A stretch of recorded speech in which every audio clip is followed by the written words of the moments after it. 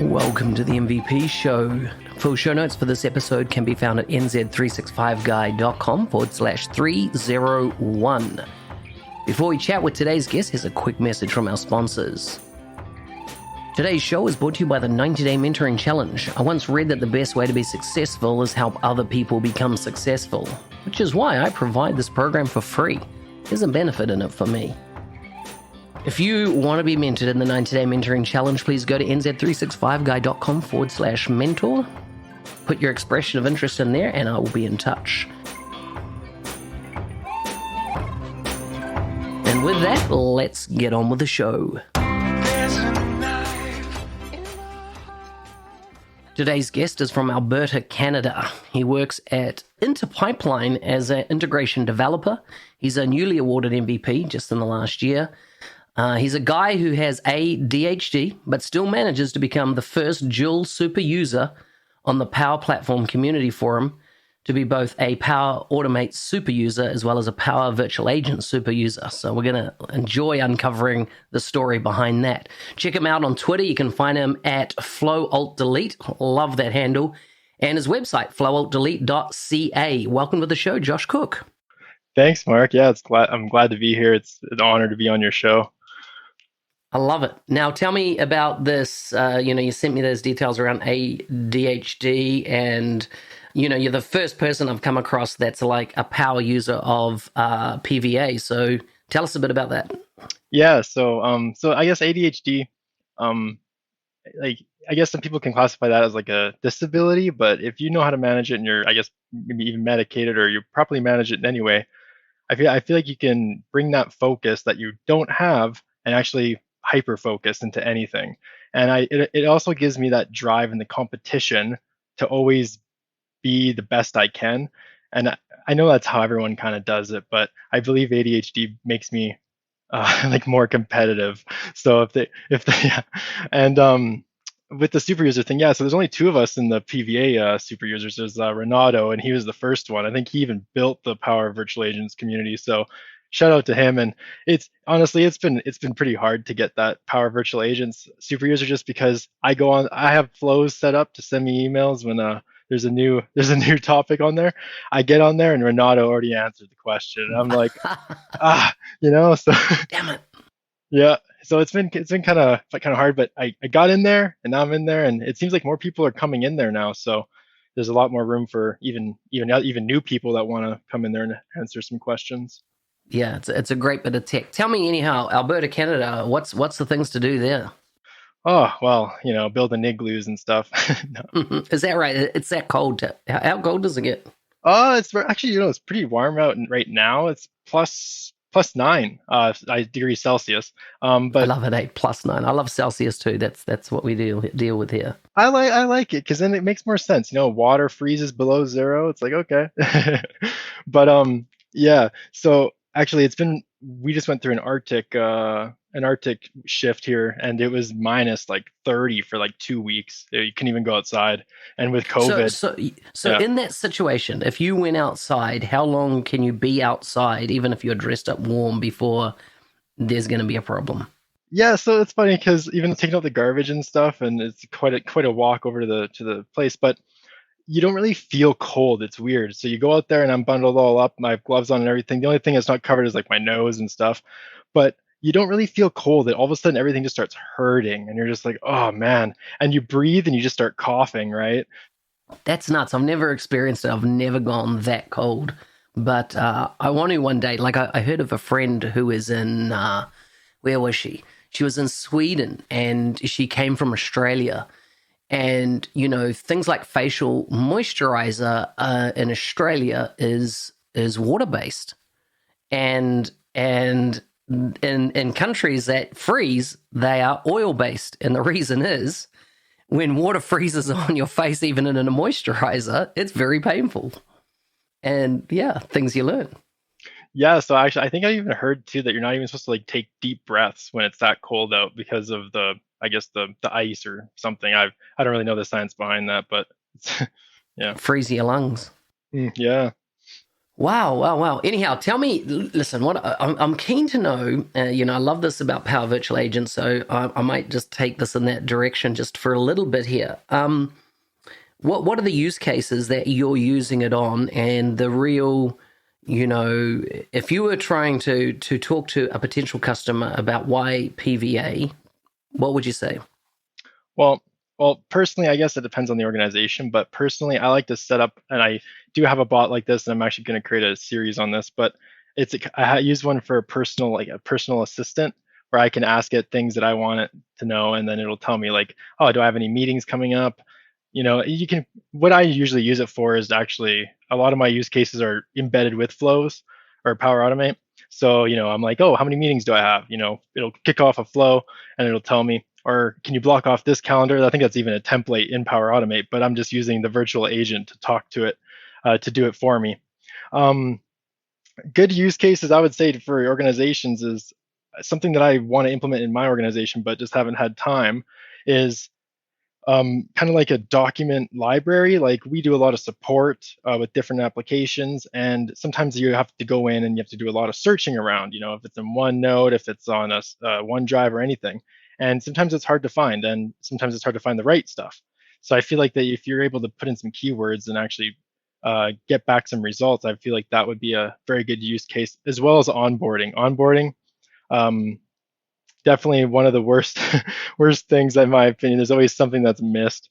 So that's kind of how I would go about it.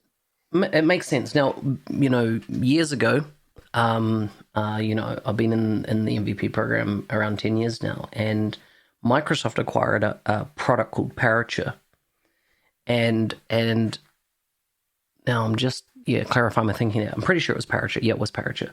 And part of the sell for why Parature was pretty amazing is that it had a chat functionality in it.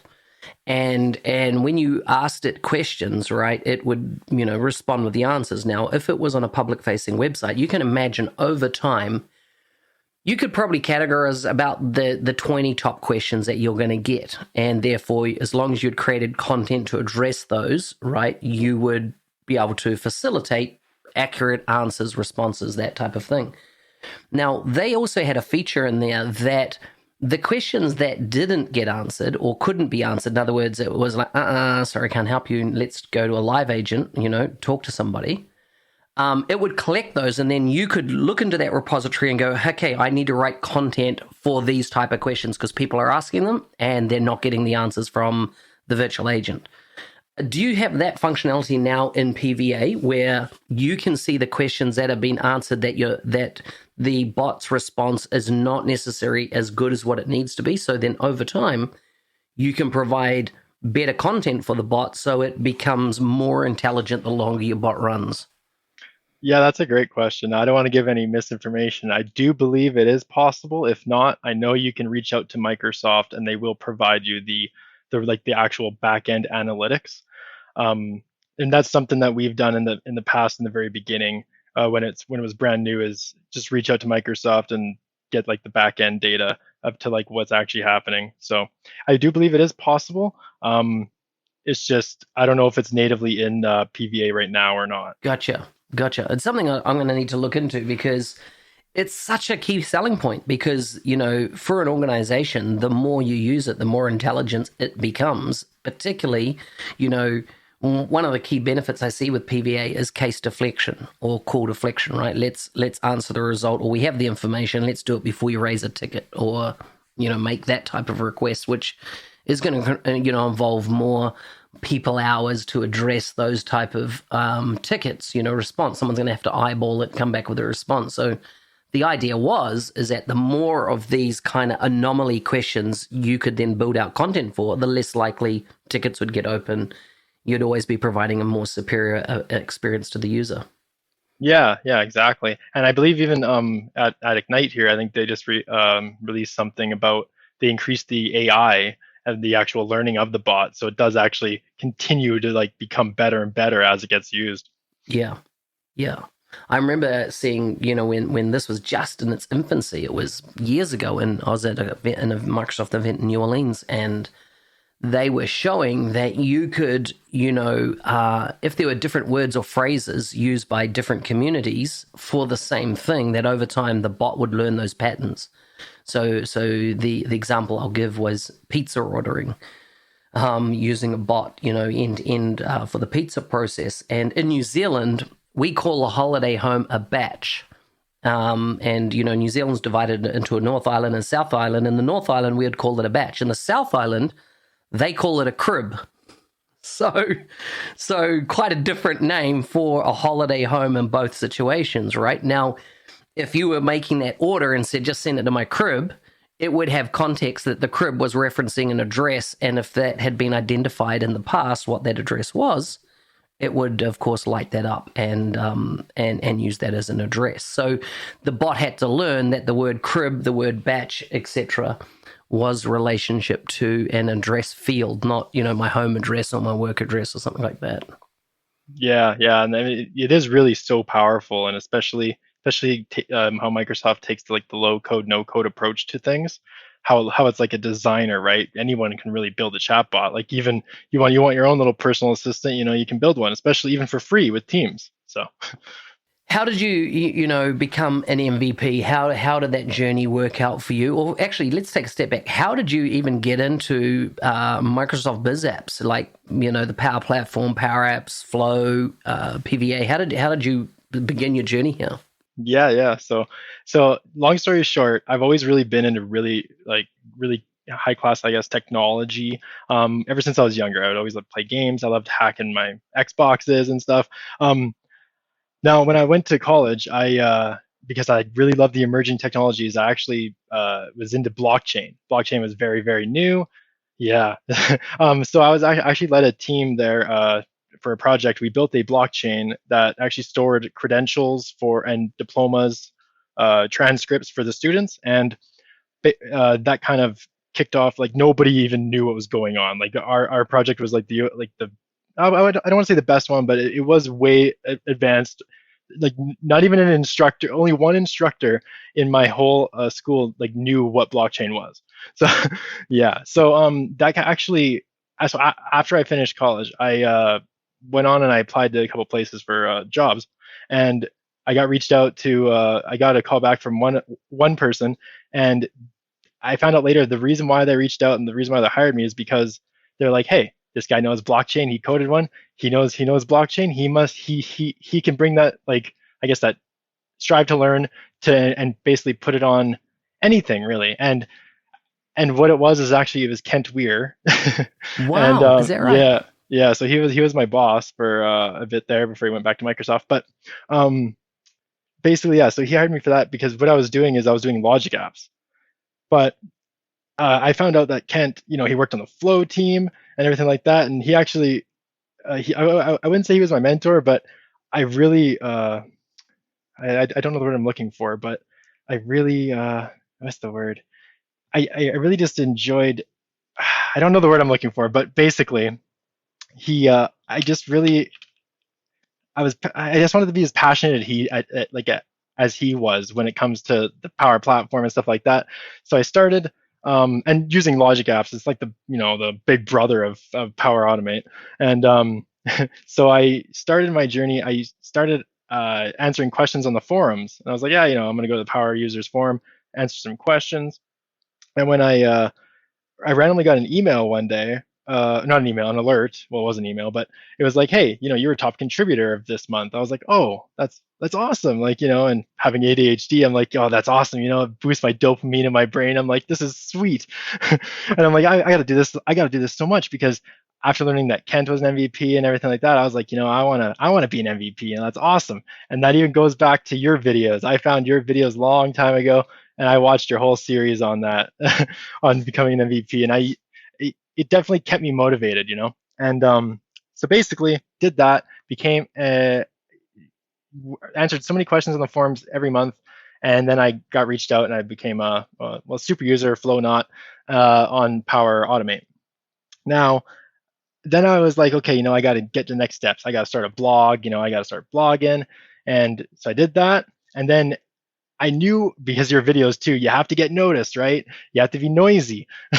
So what I did was is I kept being noisy. I started a Twitter. I did a bunch of different things, and it worked. You get noticed by the right people, and when you get noticed and people talk about you when you're not there, that's a good thing. So what happened was is that yeah, so a fellow MVP, Reza Durrani, he nominated me, and when he nominated me, oh, I was so happy. Like I I can't even describe it really what the words were. That's awesome, man. That's I love that story. It's so good. It's so good.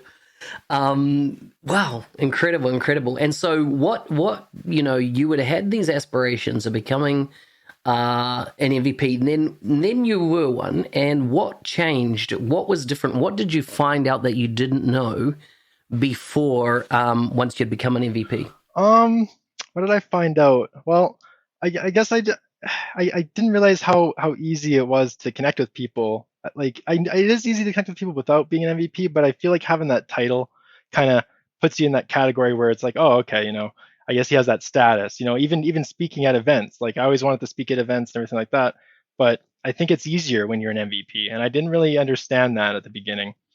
And then with the MVP summit, didn't really know that kind of was a huge thing. I always heard people talking about it, but I didn't really understand kind of what it was. Very excited for that.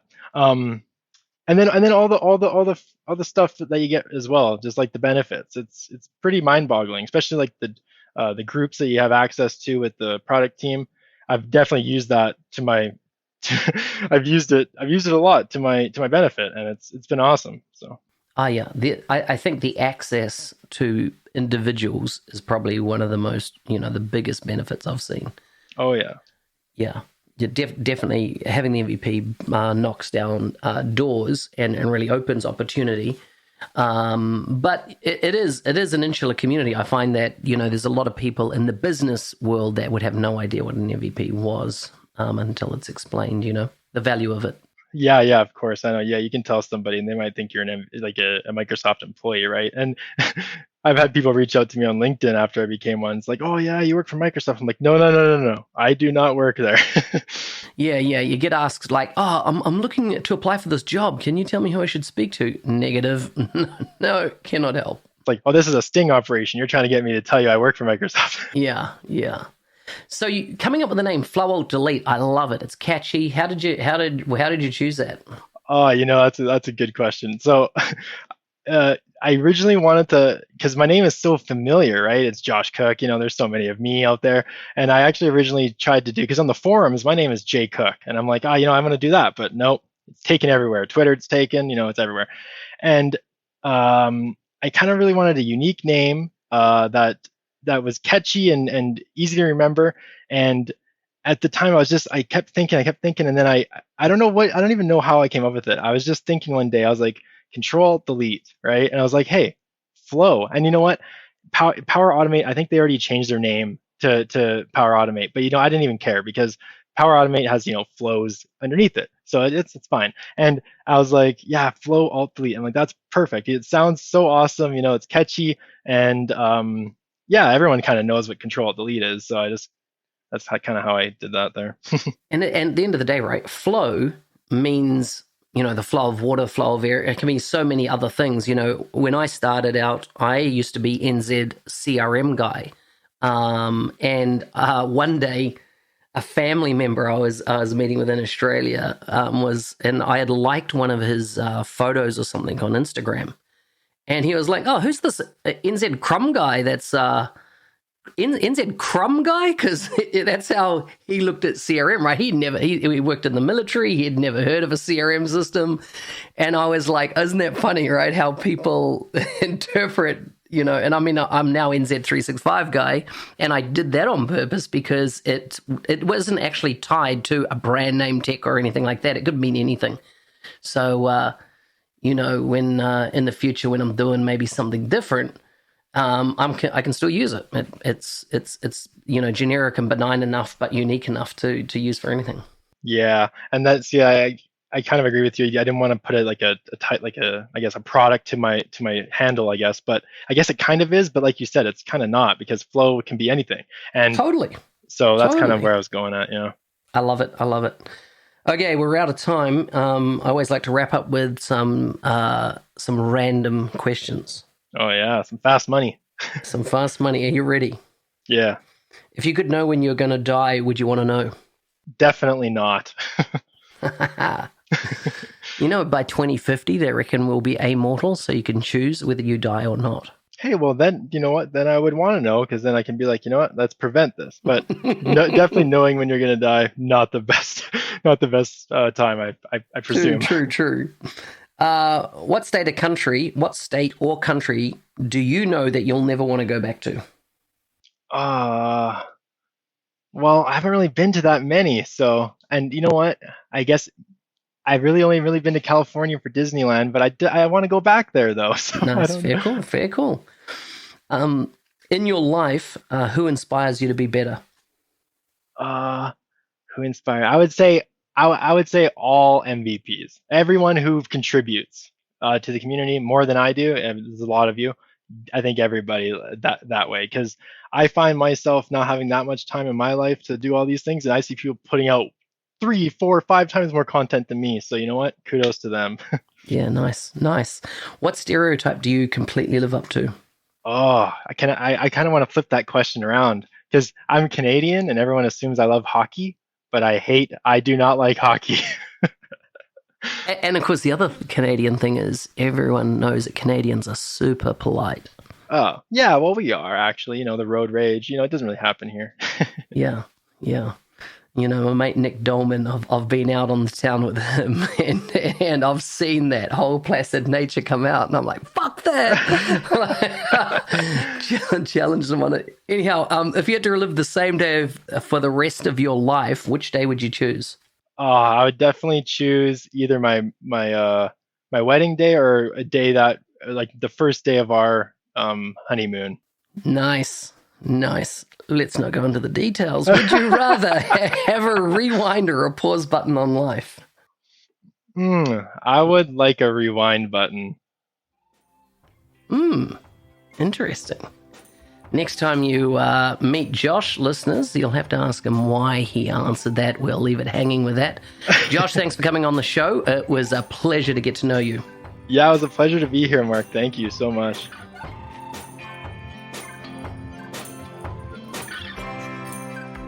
Hey, thanks for listening. I'm your host, Business Application MVP Mark Smith, also known as the NZ365 Guy. Please like and subscribe in your favorite podcast player. As always, if you want to leave a review, please go to nz365guy.com/review. All the options are there. I would appreciate it. Otherwise, stay safe out there and see you next time.